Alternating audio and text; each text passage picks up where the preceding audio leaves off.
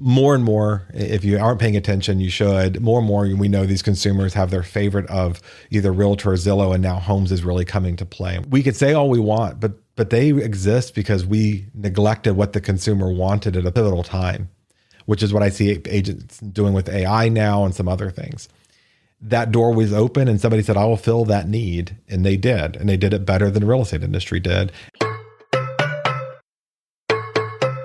You're listening to the Real Estate Sessions, and I'm your host, Bill Risser. With nearly 25 years in the real estate business, I love to interview industry leaders, up-and-comers, and really anyone with a story to tell.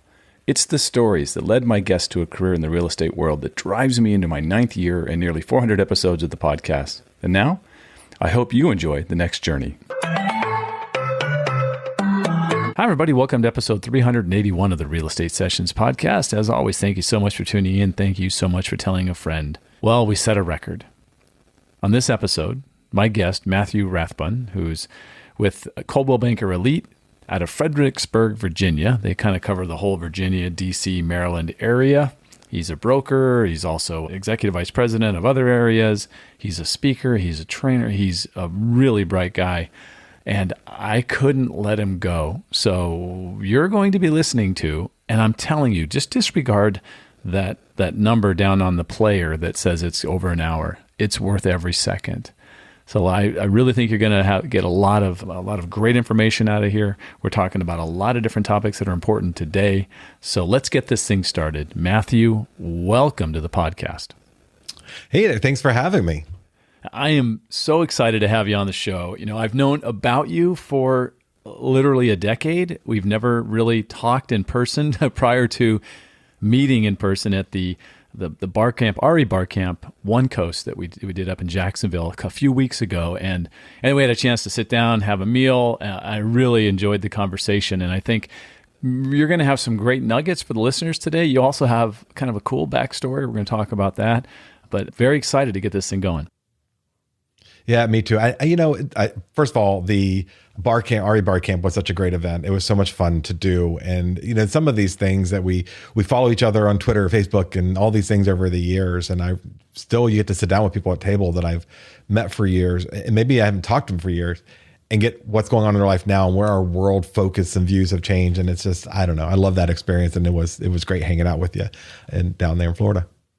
Cool. Well, let's start where I always start. I'm sure listeners that have been around for 9 years know what I'm going to say next. But look, you live and work in Fredericksburg, Virginia, which I had to do a little recon. I know I've driven through it on the way to see my son in D.C. from Florida. But you're about, is it halfway between Richmond and the D.C. area? Does that sound about right? Yeah, by miles, it is about halfway right in the middle of the state capital and in the nation's capital. But if you go south, you will get there in an hour. If you go north because of traffic, you may get there the following day. So yeah, it's somewhere right in the middle when you look at a map, but yeah.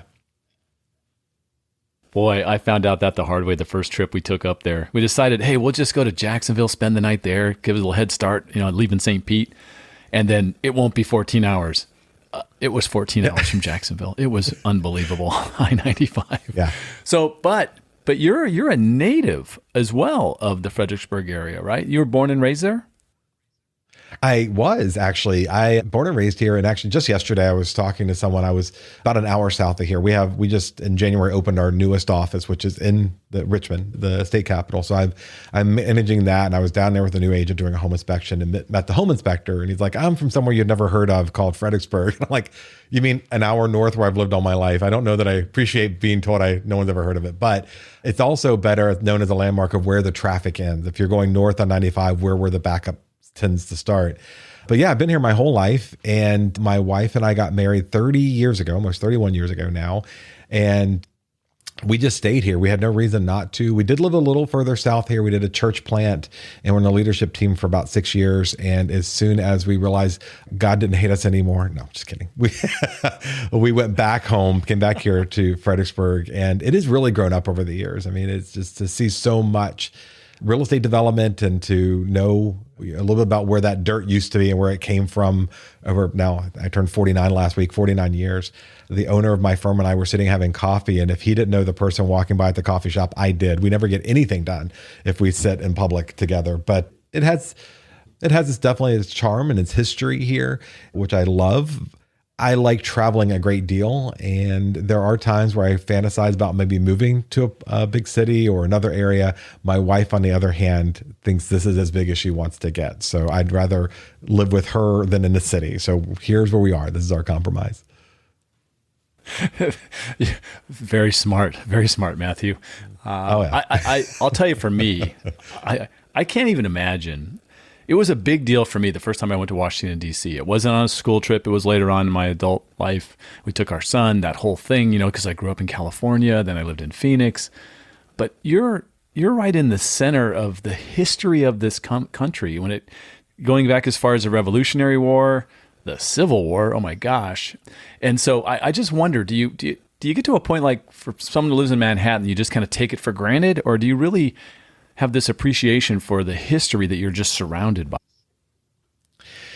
So interestingly enough, going up through school, my ADD had set in very early. I was disinterested in anything that wasn't hands-on and right in front of me. Civics really brought some of this to life. When my civics teacher, because it's always that one teacher you have, it was seventh grade civics, sorry. And she just really started making like, hey, this is where things were signed, and this is where the first president lived, and this is how they grew up. And then as a kid, I feel, especially for American history or American children, it's all just old people signing stuff, and you don't really get the different phases. You think, okay, you don't think about the colonial occupation beforehand, all that.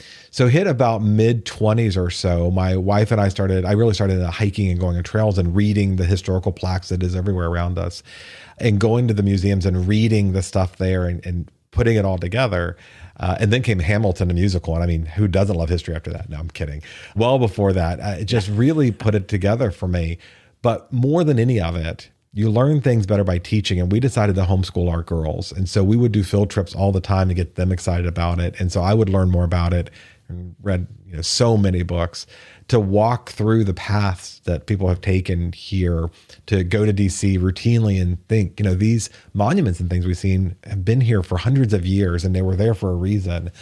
Really brings it to life. So I became a history nerd much later in my 20s, before going into general brokerage. When I showed property or a buyer's end, they got an entire history. Matter of fact, more and more of my clients, if you read my early years as a buyer's agent, would give me reviews about giving them history lessons and bringing things to life about the properties. We have homes that still have fragments of a cannon from the Civil War in the side of their house down by the Rappahannock River.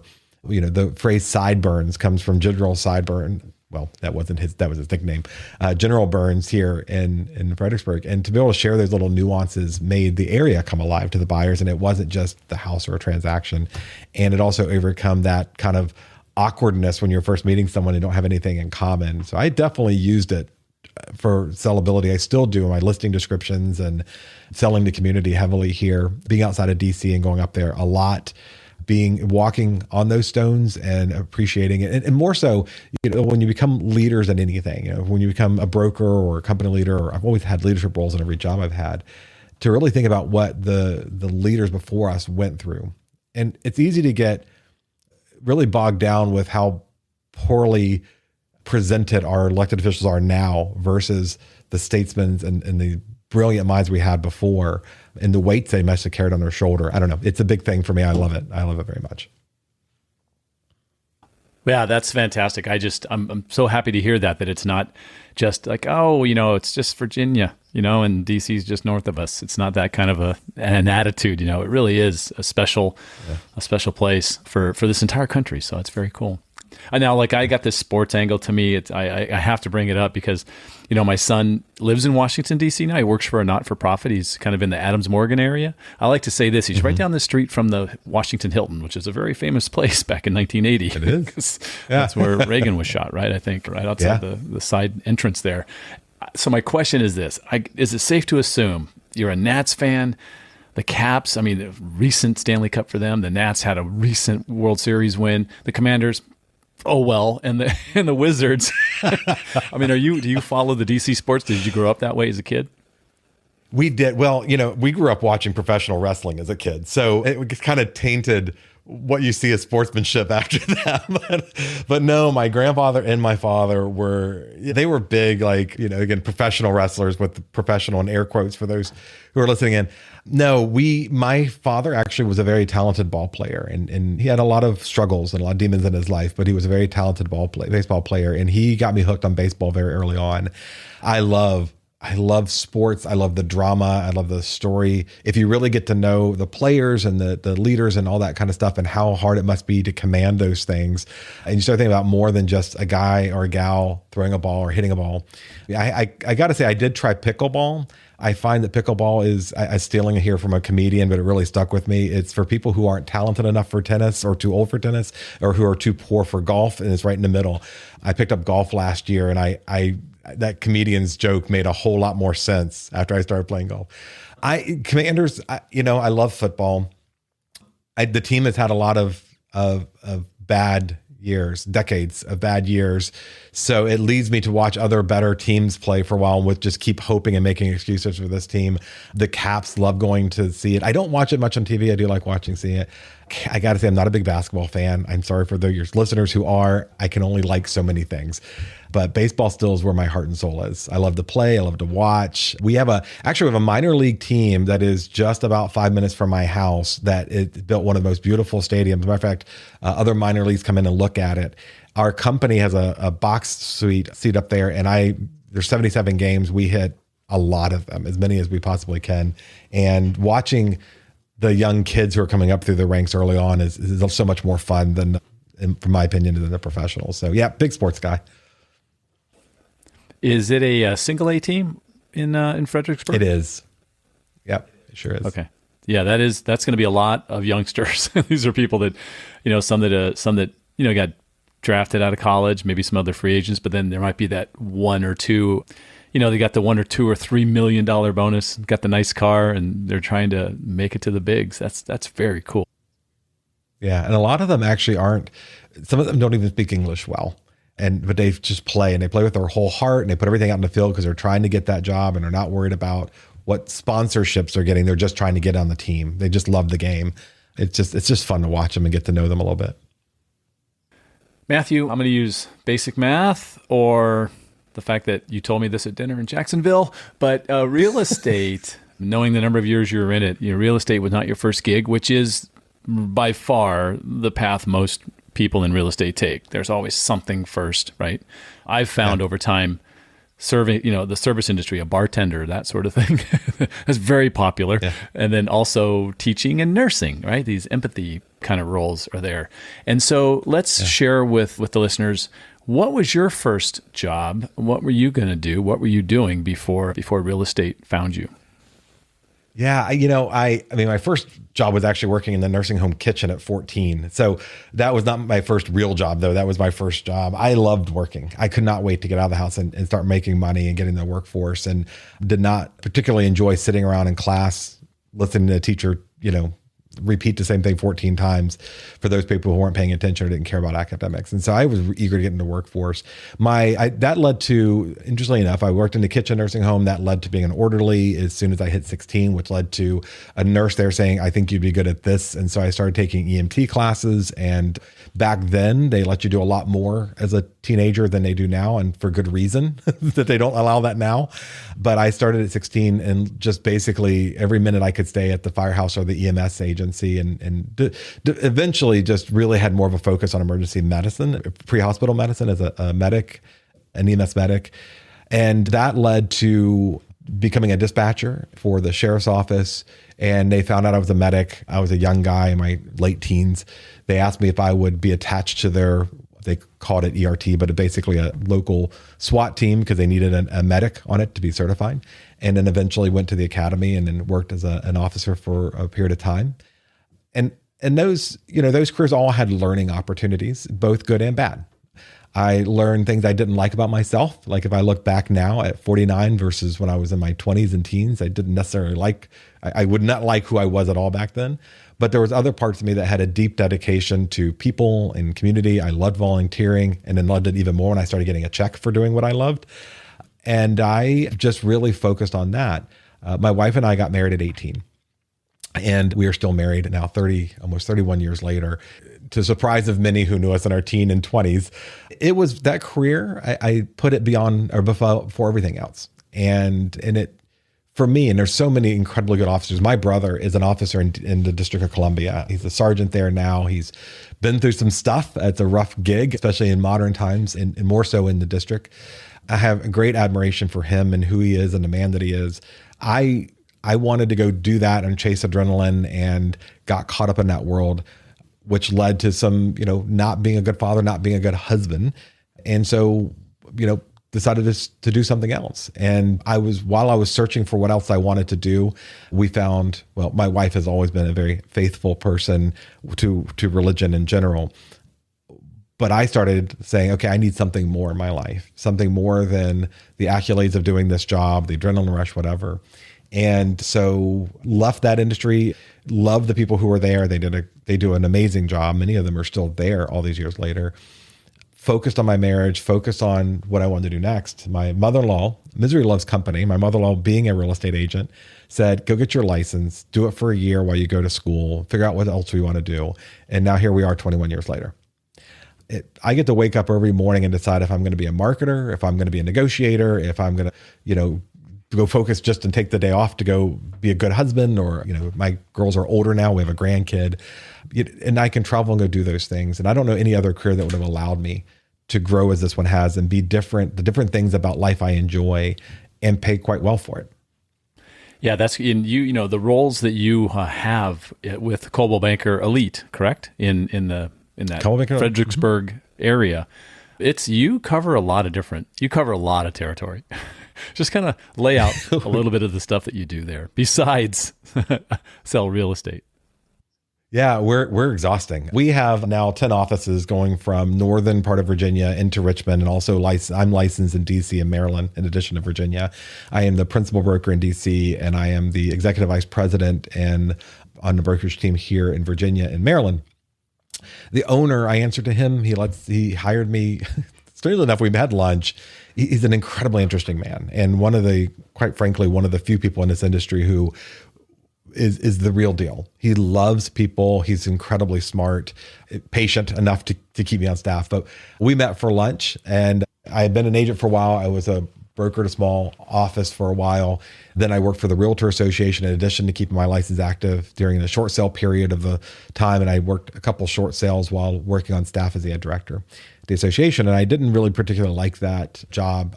The association is amazing. I'm still actually the vice president for my local association, president-elect for national, the REBI National, that's the education affiliate for NAR. Still heavily involved in the association, loved it. I just didn't like working for members on staff. It was too limiting. I had too many opinions I wanted to share and couldn't. And I honestly wanted to go back to making money based on my efforts, not on just a fixed salary. So I didn't really let it be known that I was looking for a job. And he reached out to me and said, hey, if you're looking, I want to just talk to you. We went to lunch for 2 hours. Didn't once ask me for a resume or my production or philosophies of business. He asked about family. And it was very important to him. And I figured out later on that is the most important thing.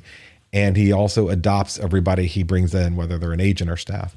So he said, I don't know what I want you to do, but I want you to come work for me. And here's our salary. And so for the first 6 months, I wandered around doing whatever I wanted and having no direction and, spending morning and night trying to fix things, better policies, better tools, meeting with the agents one-on-one and coaching. And then he came to me one day and said, can you just run operations for me? And I said, sure. And I didn't know what I was getting into, but that was 14 years ago. And we have grown and we have seen some challenges and we've just kind of some other ones, but he's a very gracious person who gives me a lot of leash to do a lot of things. And we've created some just amazing careers here and things to be proud of, but more than the production and awards, we have a huge impact in our community. We're very involved in nonprofits, supporting agents, talking, to them about their staff and helping out. And that's, somebody gets sick in our company to watch the agents flock to help them. It's just an amazing thing. And so we have about 220 agents and staff in the company. So we're not big, but not small. It would seem like with leadership, ownership like that, and you're the owner of the company as well as you, that the taking away that whole transaction part of real estate and just making it another deal just probably doesn't exist in Coldwell Banker Elite. I'm going to think that you use language more like we're here to serve families and we're here to help people with this most important thing in their life, and as opposed to, hey, we need to get X number of deals because we got to get this done. I think that is it. Am I going down the right path? Does that sort of thing follow from the efforts that you put into really taking care of people? Yeah, I mean, I love how you phrased that, and I have to say that I feel like the speech I give more often than anything else to the agents is, you are their guide, not always their hero. That comes for certain moments, but we don't start from marketing as the hero. We start from marketing as a guide. And if you put the people first, and we do a tremendous amount of training, that is a huge thing. Every day, almost every single day during the week, we have some level of education, and we record it, and there's a library, and it's just all there for them. And education is probably the biggest reason why people come and stay. And I don't care whether we're talking about your business plan. I don't care whether we're talking about, how to represent buyers. We start with the position of, we want to we want to respect the trust they gave us. It isn't earned just because we passed the test and got a license. And if you put their interests first, that builds the business. Zig Ziglar would talk about, if you want to reach your own goals, help as many people as you can. I'm paraphrasing, not nearly as brilliant as he was with that word. He also said marriage is grand, divorce is 100 grand. Both of those things have guided me through a lot of career and life plans and questions that come up. But the reality is that for my own practice, when I sit down with that seller and I'm talking about selling their home, I am incredibly conscientious of the fact that they have an 8 or 9 year old kid who has grown up in this home, and this is the only world they've known. And they have realized what the world is and isn't around them. They have laughed, they've had birthday parties, all the rest. And that I will ask the parents, do you mind can they come and sit with us? I want to talk to them for just a minute. And I stole it from Sean Carpenter, a mutual friend of ours, and I've never let it go. And I always give him credit when I talk about it. But we have a little kids listing agreement, and it's literally a direct rip off of what Sean taught in a class one time. How dare he share that and not expect me to rip it off? No, he knows. Exactly. But we use that, and we sit with the kids and go, hey, can you keep your room clean and all this stuff? And do you have questions about what's going to happen? And it's amazing the questions these kids come up with. But mom and dad, that's the moment where they see we're different. When I get there and I open up a notebook and I'm like, I am here to ask questions today, and I'll give you advice tomorrow, my second meeting with you. And I take copious notes of everything they're saying, and I don't hide behind a laptop. I'm not ushering them through. It is sit there to listen.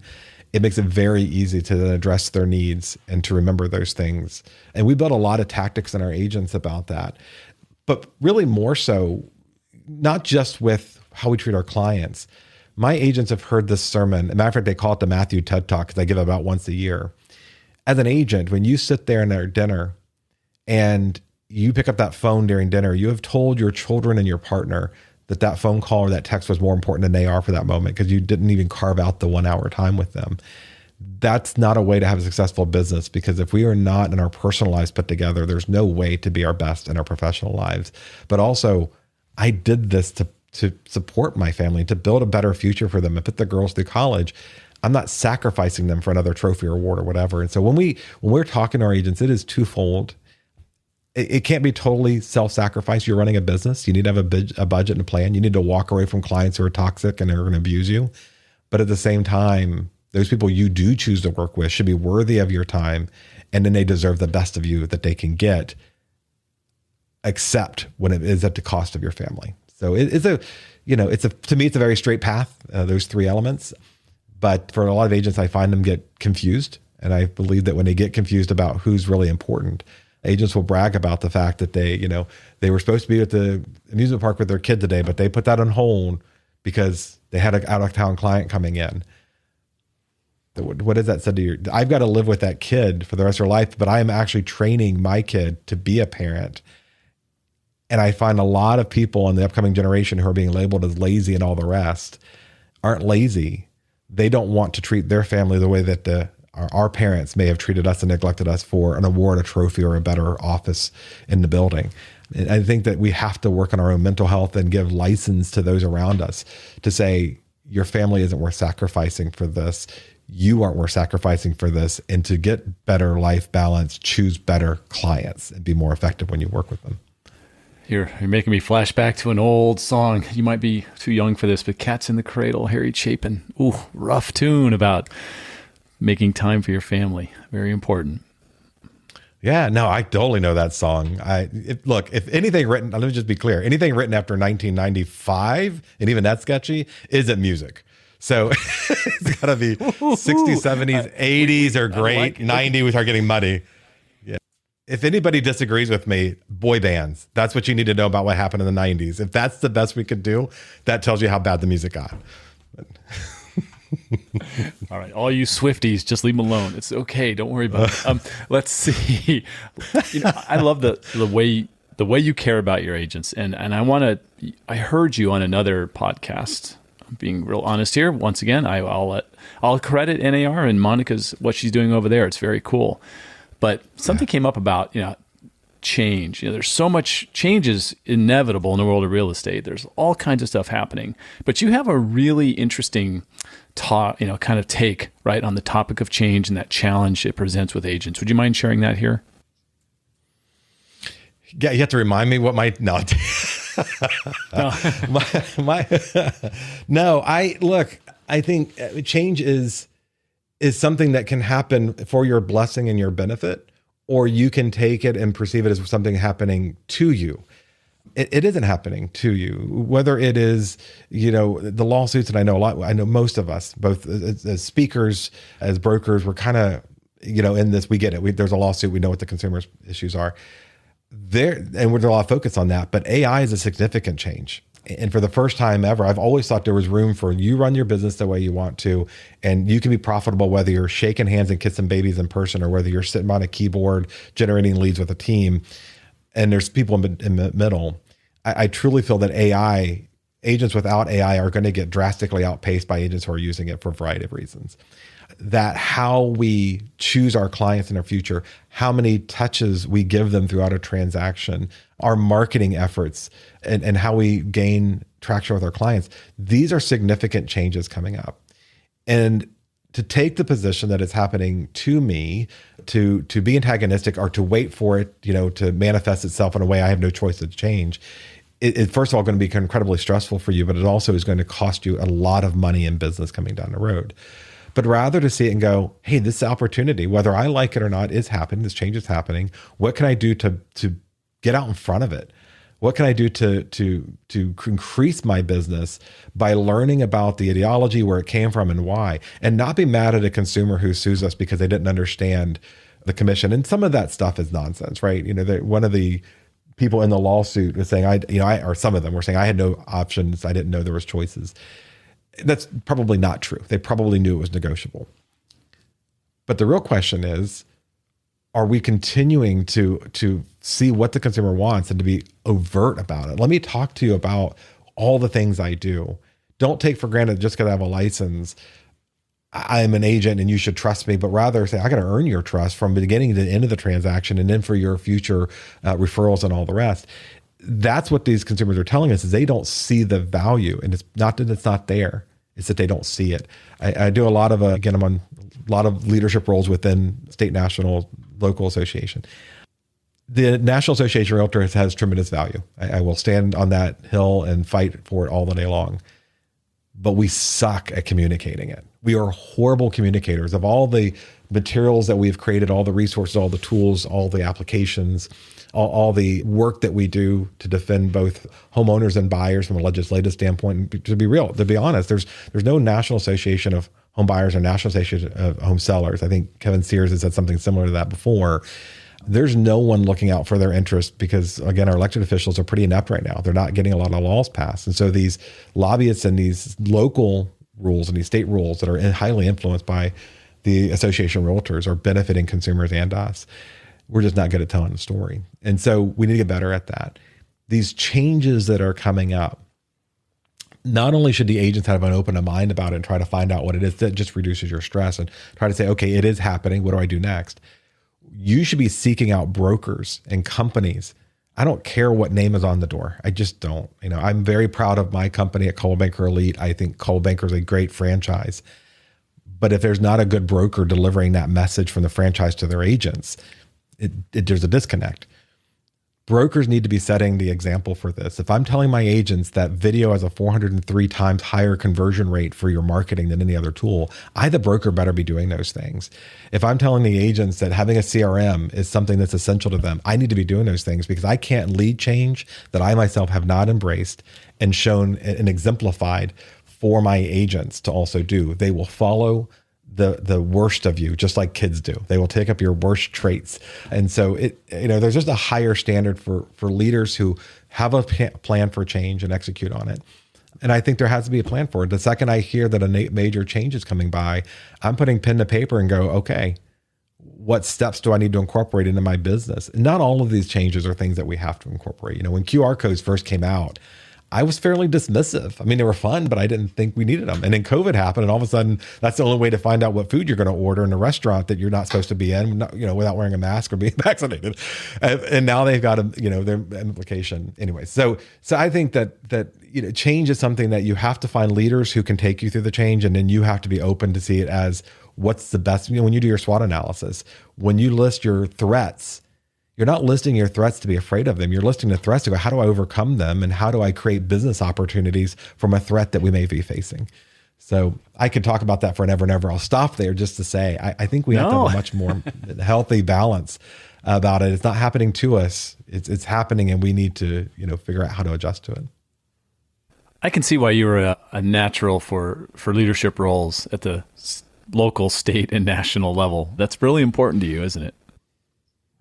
I think a lot of people paved the path for me before I got here. Just today, we were at a leadership development session, and I'm at a point now where I'm trying to remember to shut up more often and let other people, talk. And this is one of my worst leadership traits, is I want to be the first one to solve a problem. This comes from being a teenager who was a medic and then eventually a cop, where people called you because they wanted you to fix their problem. And being the father of daughters was a great way to learn how to shut up and listen, because they didn't want to be fixed. So I'm still learning that lesson. Ding, ding. That's very well done there.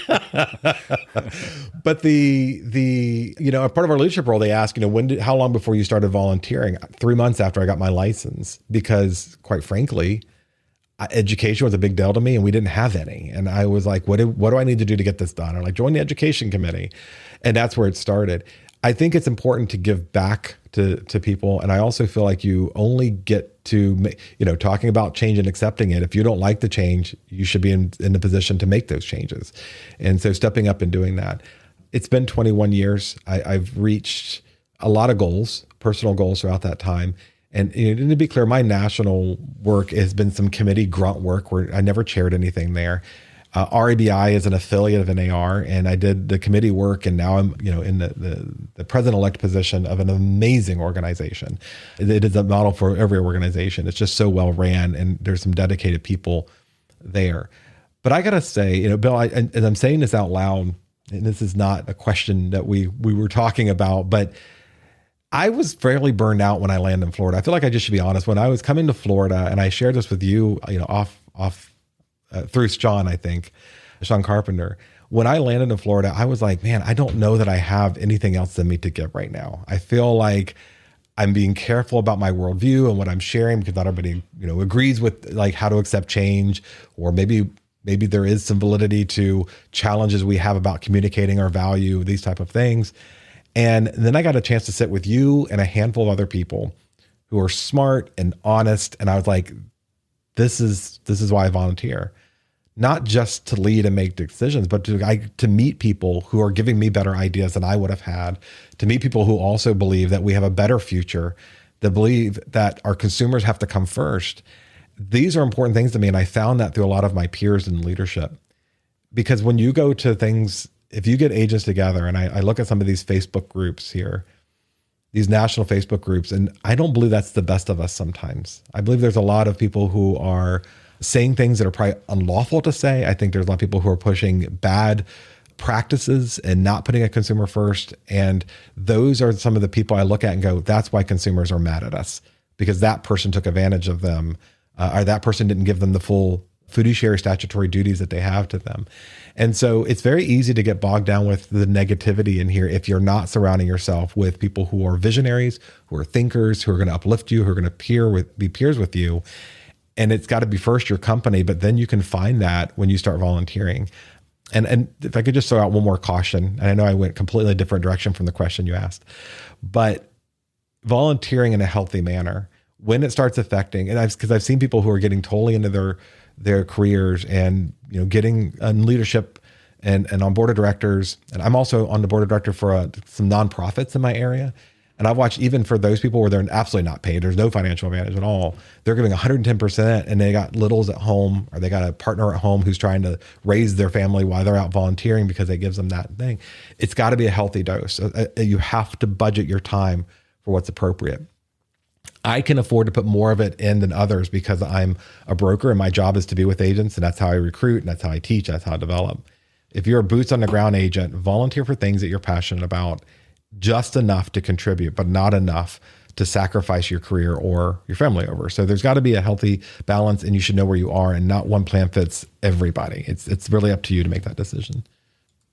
Matthew, with just looking at, first of all, your website, unbelievable. MatthewRathbun.com, by the way, look in the show notes, you can get that there. You are incredibly well organized. I don't know if that was something that you really mastered at a young age, or if it's something you picked up later in life. But one of the examples is the resources tab. I'm just telling people this, the resources tab at MatthewRathbun.com, where you've actually laid out and you break down based on the category and how these different tools help.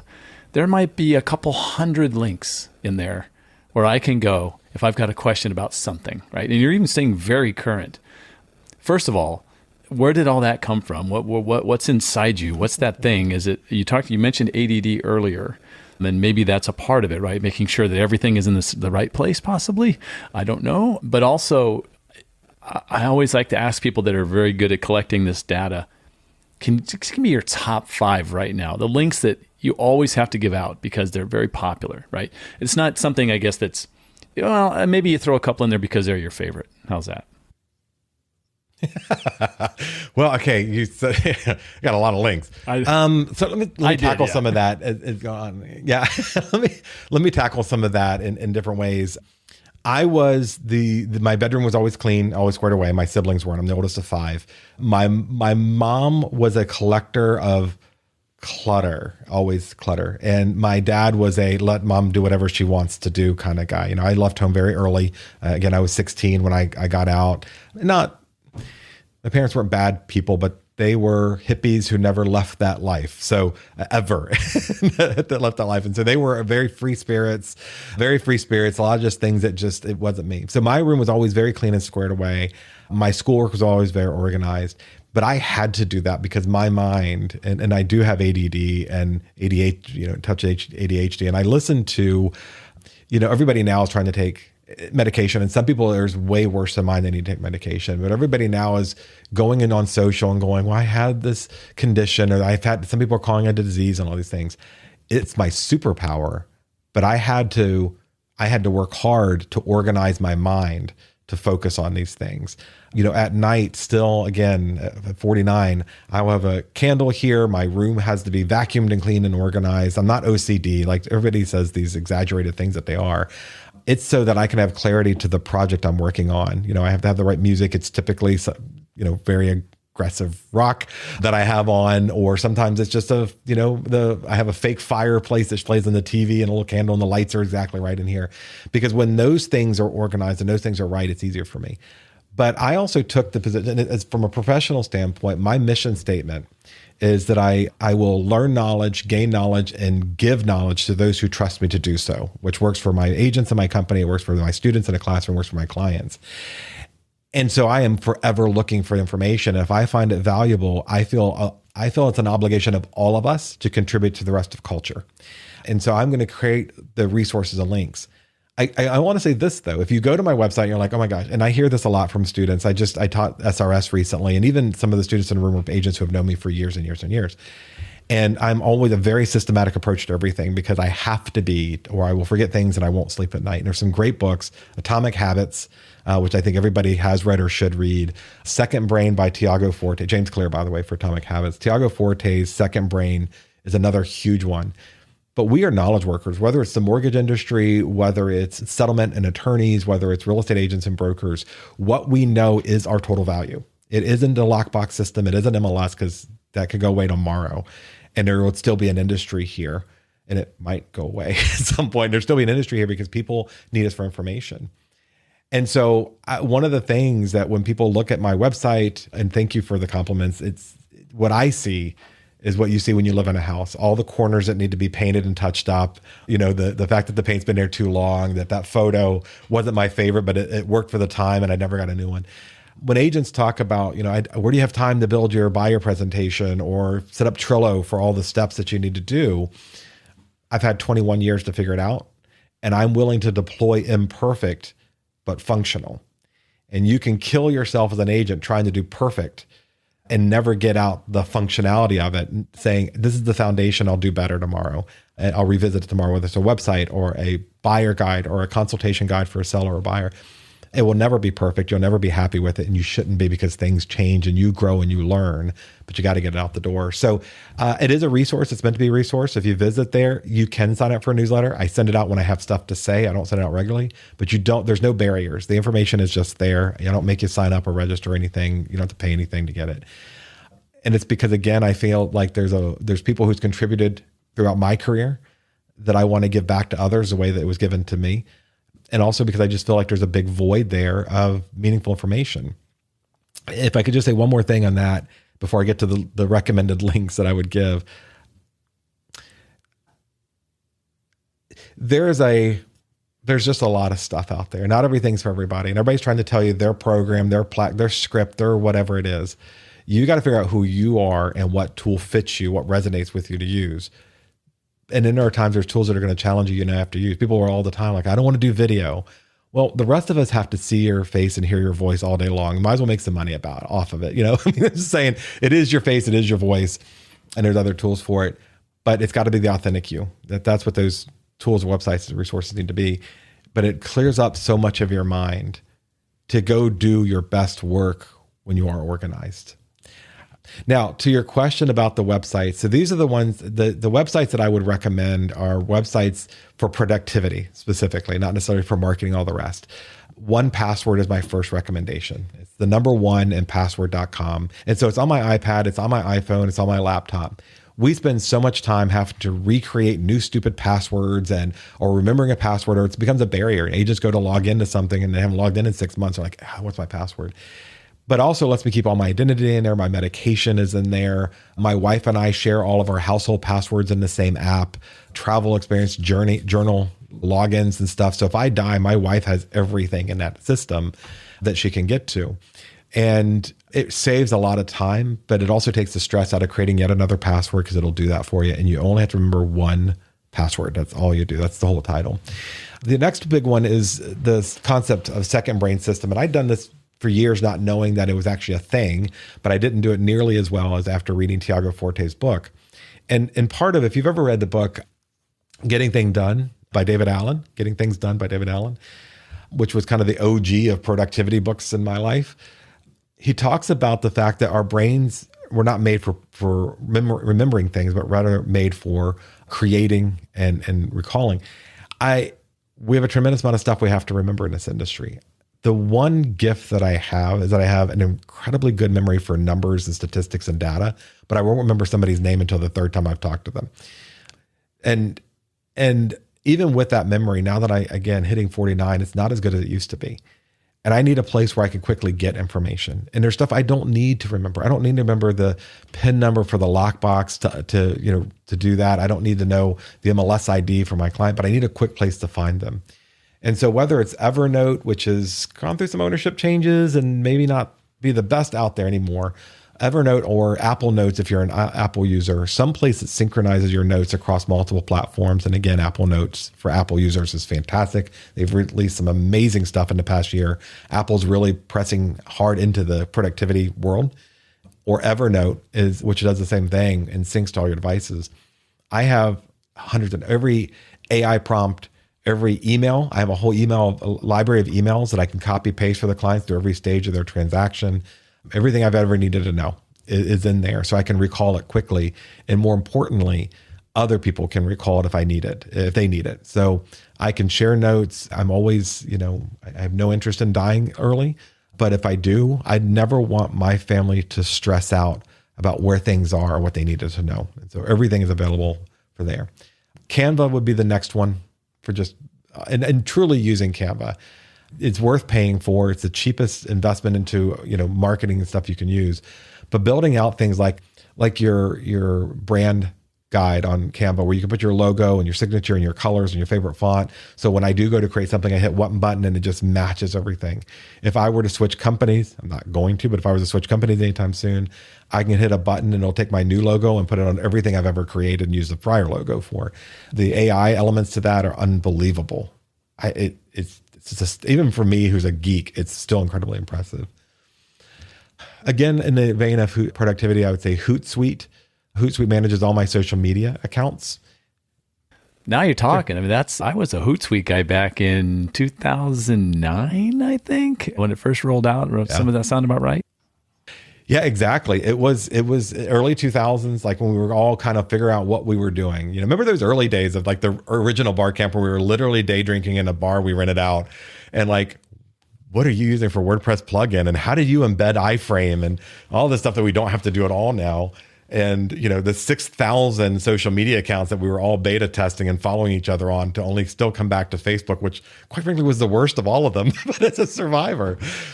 Anyways, but oh my goodness. Hootsuite is really kind of held strong for me. And I tend to jump to the newest thing and test it for a while and see if I come back to something. Hootsuite I've come back to be able to sit here on we're recording this on a Tuesday, and I can plan out the next month's worth of marketing and engagement stuff in an hour or two and just hit send. But then to go look at the analytics there, now I have, someone on my team who does it. We can share and see what's going on and what each other's posted and hold accountable. And just have one dashboard, I think is very, very valuable. I know there's other products. Some of them are more expensive, but if you're super serious, like HubSpot's good and Later and some of the other things, but Hootsuite's been a strong one for me. And it's free for what most agents are going to use because you're only managing a few accounts. And the last thing, and I think, again, for productivity minded stuff, things, if you're an Apple user, and Todoist if you're not, or if you want to put both platforms, these are advanced to-do lists. We have to learn to put reoccurring things on schedules and let the robots help us out. The world is way more complex now than it's ever been. And I need somebody to hold me. People will say all the time, I need somebody to hold me accountable. I do too. And properly set up Todoist, dedicated app for that is Things or Todoist. It really ties into everything that we do. Like you can put it into, I use, this is a sixth item, but this one is really, if you're totally geeky, and you're a mega productivity person, Notion.so is the bomb. And I just did a video on my YouTube channel about how I use it as an instructor, especially for conferences and traveling. Everything is organized there. I share it with my wife. I share my calendar on my website for my classes coming up. It's a massive project. But because it starts with a blank page and you have to take time to learn it, a lot of people kind of dismiss it. I think it's fantastic. Todoist ties into that and ties into my mobile app and ties into my website, and I can share with the team if I want to do that, but it keeps us on track. And so I can trigger a button that says I have a transaction, and it reminds me to send the emails, and it reminds me to check on things. It reminds me to take out the trash. It reminds me to schedule the vet appointment. And I wake up every morning and look at that. And there's a lot of science. If you're waking up at 3 a.m. going, holy crap, did I order that well and septic? It's because your brain is cooking overnight and you're not resting because your brain is still processing problems. It will stop and rest better when you actually put it in an organization or in a platform that will manage those things. So I'll get off my TED talk about that, but the agents as knowledge workers, there is more things that we are obligated to know, whether it's a lender or a settlement company or an agent, than the human brain is designed to remember and carry. And so we let things go and we don't have those resources because we don't use the computers. These, we call them smartphones, which they aren't. The thing I use most on this device is the phone. This is my personal assistant, and I need to use it wisely to give me more mental health than I had before. And those are my favorites of those tools. And every single one of those tools available on the phone. That's amazing. Every one of them. If it doesn't work mobile, then there's no sense in doing it. So, Matthew, watching the Super Bowl, we all know the Homes.com story, right? Andy Florence acquired Homes. CoStar, valued at $38 billion, wants to take over the world in the U.S. and really change the way listings work and maybe lead generation works. I guess that's a fair way to put it. So, I was looking through some of your things and I noticed that you had a presentation called Wrestling Aggregators. And now it makes sense because you were into wrestling as a kid and now you're doing real estate. So aggregators meaning the portals, right? Zillow, Realtor.com. Yeah. To be honest, Homes.com has joined that fray. Tell me what Wrestling Aggregators means. So I want to talk about wrestling with aggregators. There's going to be some good and bad in this segment. I'm just going to tell you, I'm going to put it out there. Agents hated or continue to say hateful things about some of these companies. First of all, when you say with another competitor, it's an antitrust issue. So you get on Facebook and you make a comment about any of these aggregators and the second person goes, I agree and we shouldn't use them. That's the antitrust issue and you've just put it out there, right? You keep your opinion yourself, but you're also harming your client. So we know that the consumer spends about 18 to 24 months online doing their research before closing. And we know 95% of them use the internet as part of their process.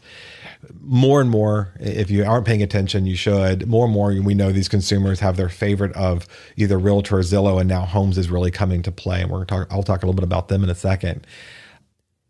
We could say all we want, but they exist because we neglected what the consumer wanted at a pivotal time, which is what I see agents doing with AI now and some other things.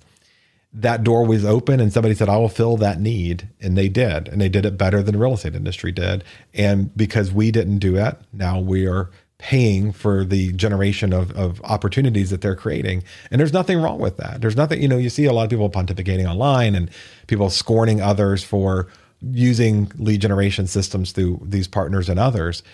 Look, those are people who don't think about the business aspect of this. So when you get a client or I get a client, there was a cost of acquisition.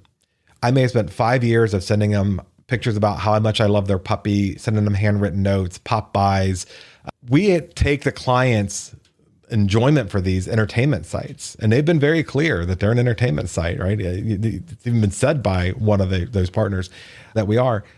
We take for granted that they're cutting the 4 or 5 years on average it took me to invest my time to gain that client by charging us a fee to get the client from them that they intercepted and got the client. If I'm particularly good at conversion and I invest the 4 or 5 years and I'm worth, say, the average agent's worth, average producing agent, let's say the top 20% of agents who do most 80% of the work, they're worth about $103 an hour.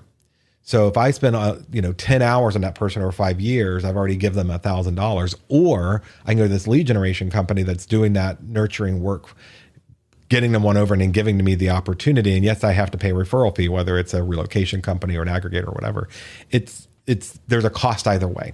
And if you're shortchanging your time, your cost of acquisition is cheaper generally by going through an aggregator. So just put the money part aside. Secondly, the price estimates of some of these properties, people say Zestimates, but the AVMs, the automatic valuation models, which are way more than Zillow, that's just the one we think about, are inaccurate. They're often inaccurate because MLS data is inaccurate. Agents put in the minimum that they can, giving nothing for the algorithms to work with. In a world that's full of algorithms, it matters, and we should have done better. But they are interjecting themselves in the transaction. They have not substantially changed the world other than how the consumer looks. MLSs are reinventing themselves, or should be right now, because what most agents have found when they're being honest with themselves is MLS is an entry point to where the consumer is. So we're entering our listing into MLS. It's distributed to aggregators, and that's who's getting the listing.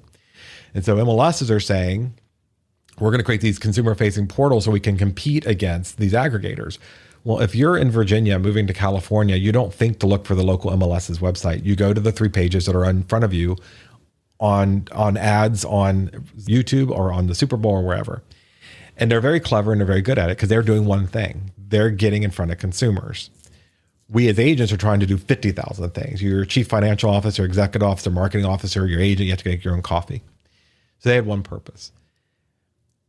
Zillow has struggled, quite frankly, in my opinion, with redefining who they are from where they started. They seem to be the same thing. They're a listing portal for buyers, and that's okay. They're good at that. That's what they should do. They have tried from time to time to offer education to agents and some resource to agents. that didn't land too well. And so they went back to what they were doing okay. Realtor.com has always been kind of stepbrother or stepsister. It's the same concept, even if they were here first. They didn't have as much traction. They weren't as attractive, I guess, but they did okay. And they had a lot of traffic and they had a lot of stuff. And now Homes.com, which we never really recognized, even though it's been around for a long time, gets infused with money from CoStar. So let's talk about what CoStar did. So CoStar convinced commercial agents to pay a premium amount for lead generation and promoting listings on a really not very good platform. And kudos to CoStar, because this was a marketing and messaging technique. But the website's not particularly attractive. But what they did is they convinced commercial agents that if you list with the residential MLS, A, you're going to have to deal with residential agents who don't know what they're doing, which is a true statement. And two, you're not setting yourself apart from them. And so pay us this incredibly expensive fee to get your commercial listings found and leased or sold. And then they bought their one and only competitor, which was a brilliant move. And for reasons that I don't understand, they're too complex for me, they were allowed to do that. And now they're really the only show in town. It is not hard to see the brilliance of that company and that move, whether we like it as agents or not, to see the brilliance and leadership that they showed to now go, we are going to create a portal that is agent friendly and it's consumer friendly, and we'll figure out how to make money off it later.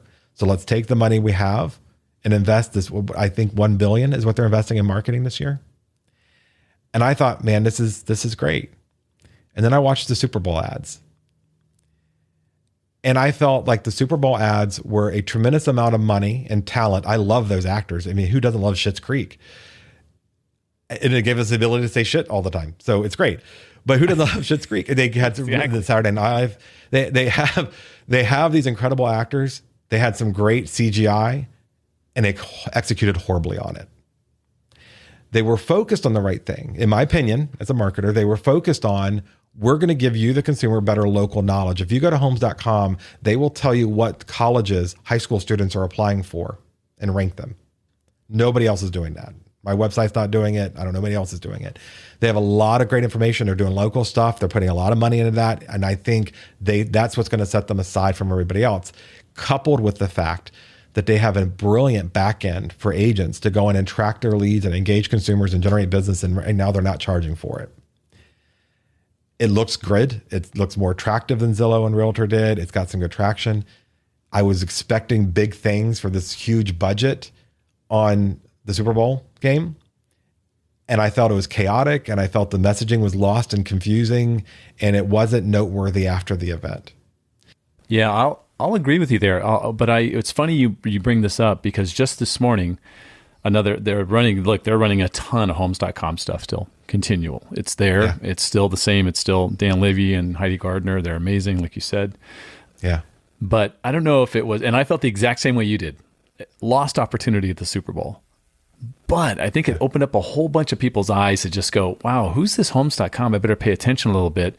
And for me, it's these follow-up ads that are different than the ones at the Super Bowl. It's really starting to make sense. And this is from a guy like you in the business, where I'm like, wow, what were they even trying to do during the game?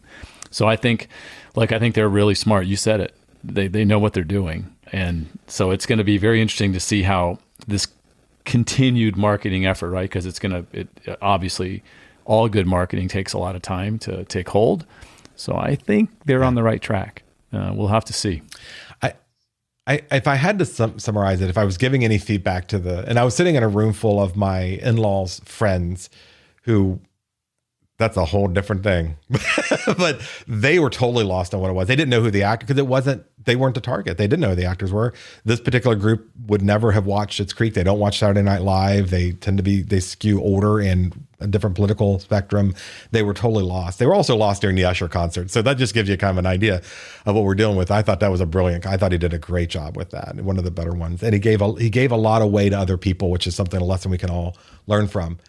Going back to homes.com, they tried to cram too much in that 30 seconds. I think that was their biggest selling point. It was too chaotic to me, and I was looking forward to it because I thought they were going to do a great job. You're right, the follow-up ads are doing well, but you have to work to construct that story. They didn't give you Freytag's 5 storytelling elements in the 30-second marketing campaign. Here's the bigger issue. MLSs need to take note of this. The direct-to-consumer path works very well. These entities know who their consumer is. They know data is more valuable than money right now because that money will follow the data that's being given and generated, and lead centers will work. But MLSs really need to pay attention because they cannot continue to be simply a place where I put my data in so it gets to the distribution point to the consumer to then make a decision to purchase. I have the least popular opinion in the world on this, and that is a national MLS is the only true way to combat these other things, and everything else in between is people just fighting over territory they've already lost. And RPR could do this. If anybody's listening here, I love my RPR. It's one of my favorite tools at NAR. It's already a national database. Why aren't we putting stuff straight into that so that there's one central location for everything else? I know the financial impact for local associations who need the MLSs as a non-dues revenue. I know everybody wants their local rules and every broker wants to have control over their local board, but that control comes at the cost of not reaching the consumer. And so if we're not willing to do that, and say the model we are, we then also need to embrace where the business is actually coming from through these aggregators. And if I remember correctly, homes.com is now number 2 as far as traffic on the aggregator war. And so this is a big thing that I think agents really need to understand, that these are not your enemies. These are an asset when they're properly used, and that paying them for leads means you don't have to spend the same amount of money and time over a 4 or 5 year period for conversion. If you're playing the long game here, this is part of, it shouldn't be your entire business, but it can be part of your business, and it can be quite profitable if you're good at converting online leads. NAR says 43% of online inquiries wind up buying and selling, and generally, if I remember correctly, it's within 6 months. The average agent's converting less than 4%, but they still hold the position that they're the authority and consumers have to come through them, which isn't true. And so they send off an email 24 hours after the inquiry comes in. That person who sent the email is a 23-year-old with a baby on her lap at 11 o'clock at night, scared to death because she's never moved. This is her first adult decision that she's made, and her husband has been deployed somewhere. Or this is the husband who was madly in love with his high school girlfriend that she dies in a car accident after he marries her, and now he can't live in that home anymore. And they're emailing you, and the email comes across as, tell me more about this house. But what they're really saying is, I need help in the process. And they want to know what's not an MLS. And so an agent replies and go, well, it's 620,000 and it's 50 bedrooms, whatever. They already had that information. Are you building a rapport? Are you opening up the door to what they don't know? And thank God that AI is coming out. Yes, it's going to help us as agents, but it's also going to cause 1,000 times more content out there, and the consumer's going to go, there's so many opinions and so much content, and some of it's AI. I need a human to bring the humanity back to this process, to bring the creativity back to this process, and help me sort through all the garbage that's out there to really focus on me. That's what that email is. And if you as an agent treat that inquiry as a human and not the quote unquote lead, you're going to get a lot more traction with them, especially if you answer quickly and then have some type of reasonable, personable campaign over the next 2 years. So when they are ready to pull the trigger, you're the one that's been solving problems they didn't know they had, and they're going to convert with you. It isn't that hard, but it does require work, and it requires a very different worldview than we've enjoyed for the past 100+ years. It's being challenged in courts and everything else right now. The natural question for me is, you want this to be you want this to be very personal. You want to, once again, become that servant, that servant mentality with your potential, customers. We won't call them leads. And can AI be an answer there? Can it be good enough to be something personal? Because look, that's just the natural, I think that's what most people would think. They'd go, well, I don't have time for that, but boy, if I could just set this up, and we won't call them chatbots, we're going to call it, Alice. She's going to be perfect, my assistant. Is that here yet? I think it's coming for sure. Is it here yet? We're very, very close. Yeah, we're very, very close. The second you pontificate or you make a statement about AI, it's already changed, right? I just finished writing an 8-hour program for NAR, for REBI rather, that is an affiliate for ABR. And so it would be a certification. It took me a couple months to write it. I did not use AI to write all of it. I will say I used AI to double check what I was writing because, I may be an English major, but, I like reading more than I do writing. But it is there to definitely enhance our careers, and it's there to help us build better connection with consumers. And I'll give you a couple examples of how. I just came from Oklahoma 2 days ago. I was teaching for their leadership conference, the NAR Region 9 leadership conference. I kept calling it District 9, but it felt like I should be volunteering as tribute or something. So it's not District 9, but. Isn't that a movie? Yeah, it is. It's a movie. So Region 9 leadership, and they were very gracious and great people to work with. I love the Oklahoma leadership team, and their staff are absolutely outstanding. And I did a 2-hour session on AI and storytelling. And I make this point in every class that I teach. AI is not a replacement for you. You still have to bring creativity, humanity. It is the opportunity to do better at what we were doing before. And I want to say, if you're looking on Facebook, there's people who I have a great deal of respect for. I love, actually, some of them are good friends, and they hate AI and they hate what it's bringing. And you'll see them take their little shots at it on social media and make fun of it, like when it fails or not. And some of them are, unfortunately, they're taking something that isn't AI and calling it AI because it automates the process. It's different. But I get why they're upset, because the people I see that are most upset about it are particularly gifted speakers and writers and creatives. And now some of those things that they have been very good at that set them apart are now being automated in such a way as to be even better than what they were creating. But let me also say the flip side of that is there are a tremendous number of people in this world who have brilliant thoughts and ideas, but they've never been particularly talented at creating a way to bring them about, whether it's a visual or a video, or most importantly, the written word. And because they were not gifted in those areas, the brilliant thoughts and ideas and things that could change the world have been quieted. Whereas now they can go to ChatGPT and say, please create. By the way, when you are using AI, please, you have to say please and thank you, because when Skynet comes, you want to be the last one to be killed.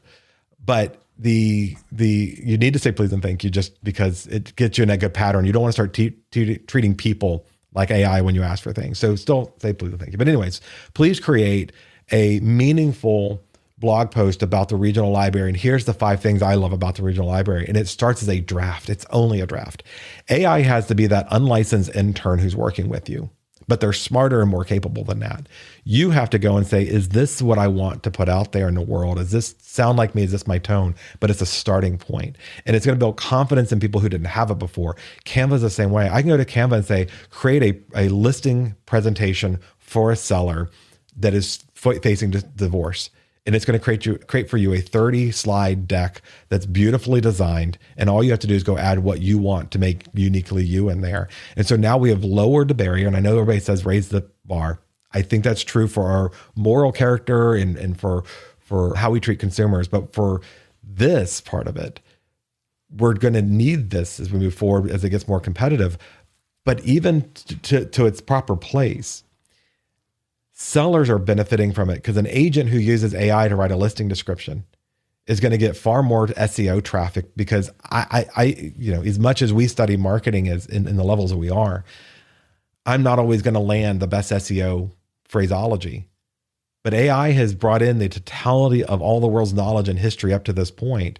And if it is told to act like an SEO expert or marketing expert, it's going to create much better content from a technical standpoint than I can. And then I go back and dress it up and make sure it looks like me and it's appropriate and isn't going to violate any rules or anything. And I started playing with this system about a year ago. And I said, write listing descriptions. And I would tell it, part of the writing listing description is don't violate fair housing. And guess what? Not since I added that have I had one thing that even made me concerned. And I'm a hyper vigilant risk management person, especially for diversity and fair housing. And I think there's a place for it there, because I could hire, and you'll see agents all the time going, does anybody have a good college student that I can hire for the summer to help me through work? That 17 or 18-year-old may know how to use TikTok, but they don't know anything about people. They don't know how to cater to people, how to write for people's emotional connection to the property. And so you're wasting money trying to train them, and getting both of you are frustrated because there's a different language block, whereas AI would do all that. And that frees up that person to go do something else. So I think, I uploaded an AR profile of home buyers and sellers into ChatGPT recently, and I have an ongoing conversation. Give me a summation of what for sale by owners are most in need of help with. And instead of going and reading a report and seeing 14 charts and graphs, which is incredibly valuable data, I can click a button and it gives me meaningful stuff. And the next thing is create a 3-week marketing campaign on social media for this, and it's going to create it. And I can copy and paste it into a video machine for AI, or or Canva or something else and get better assets than I would have ever created in a fraction of the time, which frees me to do the human stuff, to call my client, to check in on them, to, listen to them cry because their kid just went off to college.